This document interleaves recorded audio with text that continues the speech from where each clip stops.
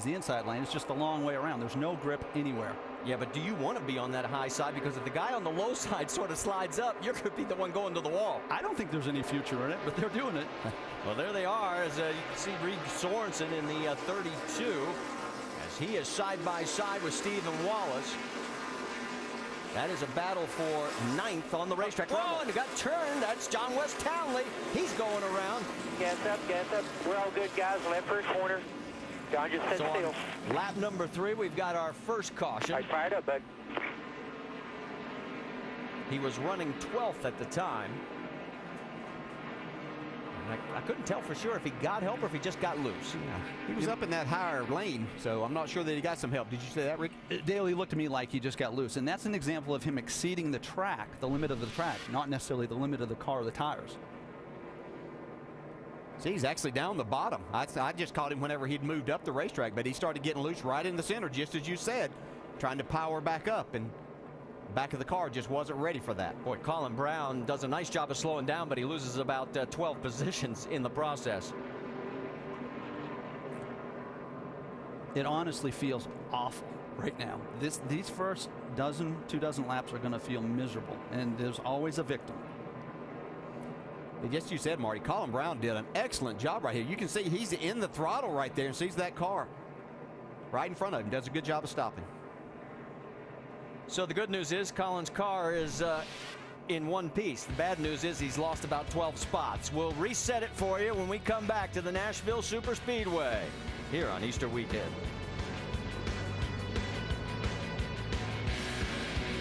During NASCAR Countdown, you heard some of the drivers talk about the Nationwide Insurance Dash for Cash. Well, it is back again for 4 races, being Nashville, Kentucky, Iowa, and Texas. And drivers have to compete in every 2010 Nationwide Series race to qualify. $25,000 to the race winner in each of those 4 races. The money can carry over, but if a race winner is not eligible for the $25,000, like we said, it rolls over to the next race. The only driver not eligible in this race is Joey Logano. Now, there's a $75,000 year-end bonus for the driver with the highest cumulative points of those 4 races, but there's a new twist to that, and I think it's a good one. If you drive more than 7 Sprint Cup races, you're not eligible for that year-end bonus. So that means it's going to go to a nationwide only driver. Yeah, and that's the way it was set up for, and exactly what should happen. All right, and there was a fun event Friday, and Nationwide Insurance had a cash money grab machine for charity for the Second Harvest Food Bank.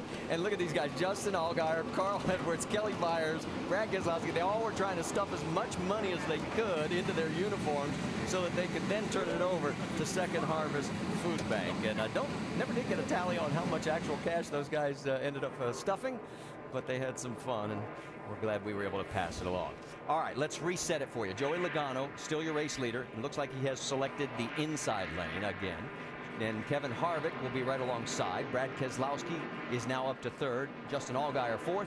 Kyle Busch 5th. Then it's Edwards, Lagasse, Michael Annett, Stephen Wallace, and Reed Sorensen rounding out your top 10. I think the inside will be a trend, okay? I think that's going to be most of the day.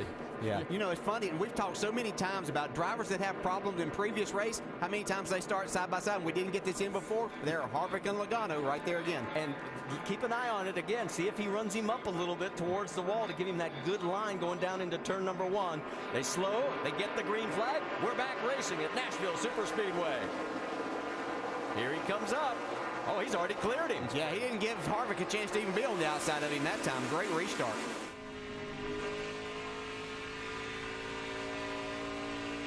See Brad Keselowski get loose down in 1 and 2. And it's going to cost him. Yeah, Kyle Busch gets around him. So does Justin Allgaier. So he drops 2 spots. That's Carl Edwards right behind the 22. There is an advantage to being out front right now, or at least toward the front, and you can set your own pace.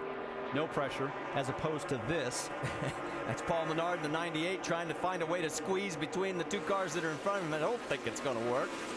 That's Colin Brown. He dropped 8 positions. We'll tell you, he was 12th. He dropped back to 20th on the restart. Remember, he avoided John West Townley's spin, but it cost him those 8 spots.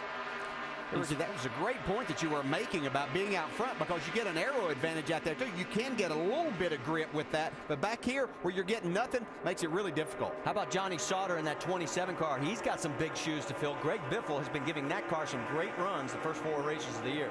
Well, Greg Biffle has shown us what a driver he really is, and not to downgrade this team, but they obviously don't have the resources that a lot of others do, but they have certainly shown a lot of good things happening with Greg Biffle behind the wheel. Johnny Sauter is a good replacement too. How about fourth place battle? That is Keselowski taking a peek underneath. Can he make it stick? It looks like he's got the line and he clears him. That's a veteran move there. Kyle Busch surrendered. Said, okay, it's too early.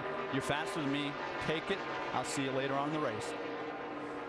Let's get more on the 18 car. Dave, what are they talking about down there?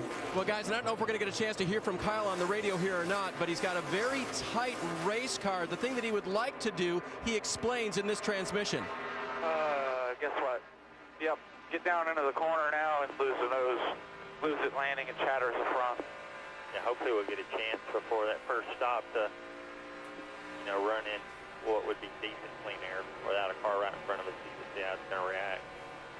The big deal is decent clean air. So if he gets passed by Brad Keselowski, not only does it put him back a position, it limits the time that they'll have to evaluate that car out front, which would be the cleanest and most precise way to evaluate what the car's doing.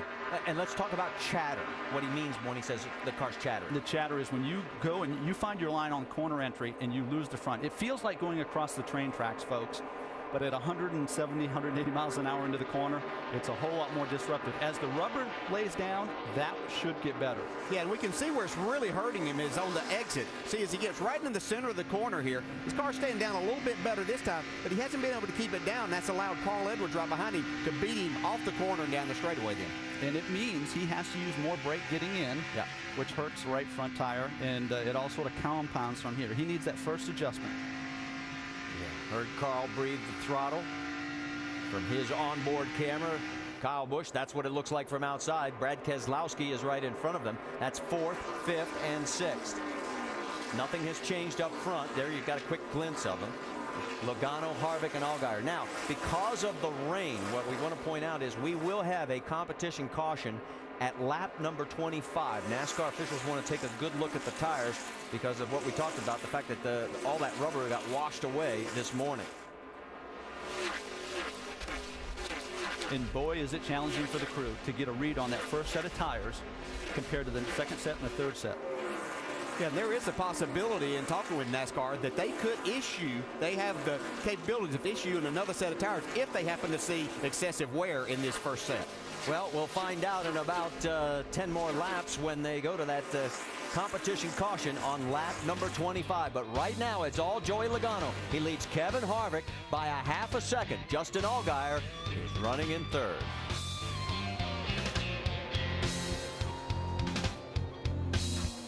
Nationwide Series here at Nashville. Make sure to go to NASCAR.com for all your latest NASCAR information. Lead is tightened up, as you can see, between Joey Logano and Kevin Harvick, almost nose to tail. While they're continuing this quest, let's talk about what we're going to be doing next Friday as the NASCAR Nationwide Series moves to Phoenix. We'll have qualifying at 5 Eastern on ESPN2, and then the race will be at 9 Eastern, also on ESPN2. And then also we have drag racing, the O'Reilly NHRA Spring Nationals from Houston, qualifying next Saturday at 11 Eastern and Sunday at 8 Eastern with the finals. All of that on ESPN2. And it is getting more interesting. Here comes Kevin Harvick. The last time these two were in this position was 2 weeks ago. The battle for 5th, going to the wire at Bristol, Tennessee, and Harvick dumped him. Dale and I were talking during the break. This is an interesting scenario because the situation then, Harvick thought he was being chopped, meaning that the driver leading, Joe Logano, was giving him no consideration. There's no time for that right now. Yeah, but Joey's in a situation right here early in the race. No reason in holding Kevin up. He's running down a little bit. But if he lets Kevin go, does that send a signal that, hey, Kevin won at Bristol by moving him out of the way? So in a tough position. That's exactly how drivers think, isn't it, Dale? Well, and we've talked about it. A lot of people went up to Joey after and said, man, if you don't start pushing back, these guys are going to push you right off the track. Yeah, and I spoke with Joey at the cup test at Charlotte, and he brought it up about it, and he said, yeah, I've got to get a little tougher and have to start pushing back. He said, to get my message across. He said, I want to be respected, but I'm not going to get pushed around. The observation you made, I liked when you said, okay, if Tony Stewart was driving that 20 car, would Kevin Harvick have done that for 5th place? Yeah, and I don't think so. And I think that to some degree, Harvick was sizing up Joey Logano, but the fact of the matter is, we don't need to you know, put too much attention toward it because Logano's going to be fine. These guys are doing a good battle. Battle for 13th as Johnny Sauter gets around Scott